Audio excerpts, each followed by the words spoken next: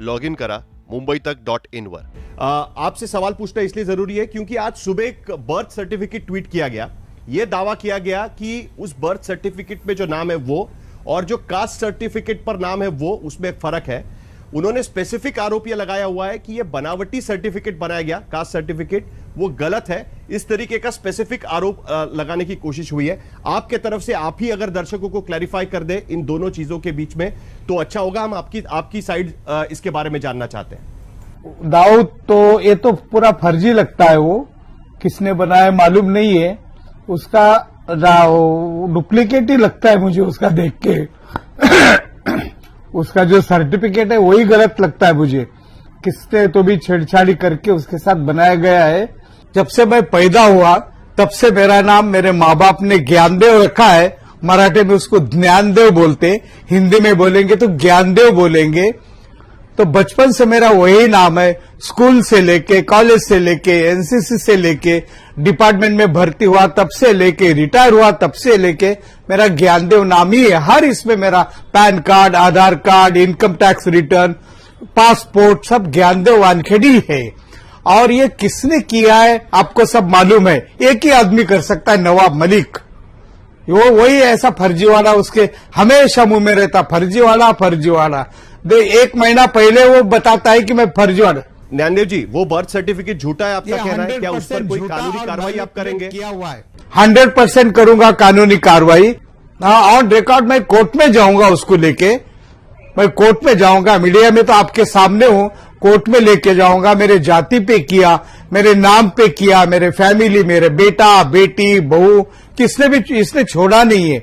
उसको कहो संस्कार बच्चे को अच्छा रखे, बच्चे को अच्छा पाले, बाद में पॉलिटिक्स करो जो करने का। अभी वो तो रावण जैसा है, उसके 10 मुंह 10 हाथ है, वो कुछ भी मैनिपुलेट कर सकता है, कितनी भी ऐसे डुप्लीकेट बना सकता है। वो फर्जीवाला पहले से उसके मुंह में फर्जीवाला फर्जीवाला। और पहले उसको कैसा मालूम है समीर का मैं यूनिफॉर्म उतारूंगा, 10 महीना डिपार्टमेंट में रहेगा, बाद में जेल में भेजूंगा। ये है कौन ये चीज? मैं अजित पवार साहब से बहुत रिस्पेक्ट करता हूं कि अपने मंत्री महोदय से काबू में रखे। बहुत मेहरबानी होगी हमारे ऊपर, क्योंकि बहुत ही ज्यादा कुछ एक भंगार वाला बोलने लगा तो एक मुझे अच्छा नहीं लगता। किसकी हिम्मत आज तक मेरे बेटे पे हुई नहीं बोलने वाले की।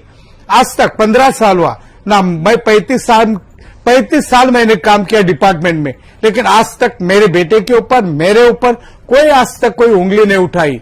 अब ये भंगार, खाली मेरी एक ही रिक्वेस्ट है, डीजीपी साहब से रिक्वेस्ट है, सीपी साहब से रिक्वेस्ट है, हमारे अजित दादा से रिक्वेस्ट है, हमारे गृह मंत्री से रिक्वेस्ट है, हमारे माननीय मुख्यमंत्री से रिक्वेस्ट है कि आपके मंत्री को प्लीज मेहरबानी करके, ये कब बंबई में आया, कब भंगार का काम करता था, भंगार के जब काम करता तो इसकी प्रॉपर्टी कितनी थी, किसके नाम पे थी, 5 साल मंत्री रहा, क्या एमएलए रहा, एसपी में था, बाद में और दूसरे पार्टी में गया, उसकी प्रॉपर्टी चेक करो। ऑस्ट्रेलिया कहाँ है, रसिया कहाँ है, वो उसको सब मालूम है। आप जरा चेक करो। मेरा एक ईमानदार ऑफिसर का बाप, ईमानदार ऑफिसर का बेटा। आपने कहा कि आप दिलीप वळसे पाटील जो महाराष्ट्र के गृह मंत्री है उनसे आप दरख्वास्त करना चाहते हैं। अभी अभी गृह मंत्री का स्टेटमेंट आया है जी, जो प्रभाकर साइल जो विटनेस है, उन्होंने जो कल बात करके एक आरोप लगाया कि हफ्ता उगाई की कोशिश की गई और उसके बाद किस तरीके से उनसे जबरदस्ती साइन ली गई। उस मामले में दिलीप वळसे पाटिल ने अभी अभी जो मीडिया को स्टेटमेंट दिया है उसमें उन्होंने कहा है कि प्रभाकर साइल को पुलिस का प्रोटेक्शन दिया जाएगा।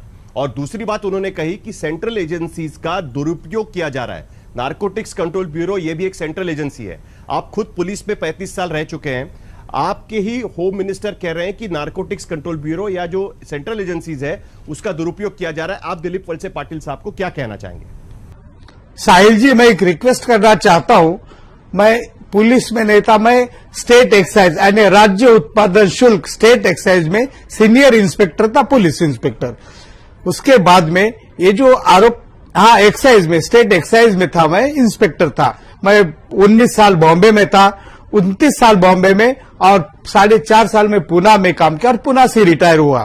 25 साल में मुझे सिर्फ एक बार प्रमोशन मिला और मैं उनको बहुत अच्छी तरह से हमारा आदर करता हूं मंत्री महोदय से। हमारे बहुत क्लोज जैसे लगते हमको, क्योंकि पुणे और बॉम्बे कितना दूर है। उधर से भी उनका, मैं उनके खुद के गांव में भी मैं एक्साइज में था, उनके आंबेगांव, घोड़ेगांव। मेरा उनको निवेदन है कि उनके हमारा इंक्वायरी करने के बजाय जो अच्छे लोग हैं, जो अच्छा काम करते, उनकी तो इंक्वायरी निकालो, या कम से कम बोलो भाई अच्छा काम नहीं कर सकते तो कम से कम चुप तो बैठो, लोगों को अच्छा इन्वेस्टिगेशन करने दो। अभी पंच कैसा फोड़ा जाता आपके सामने मिसाल है।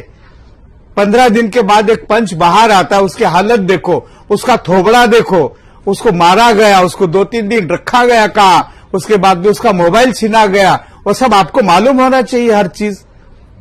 हमने तो ऐसा कुछ भी नहीं किया। और पंच फोड़ने का, क्योंकि 35 साल में वही काम किया, कैसा पंचनामा बना जाता है, कैसा पंच फोड़ा जाता है, कैसा पैसा दिया जाता है, कैसा एक्यूज को कैसा छोड़ा जाता है, ये मुझे प्रक्रिया सब मालूम है।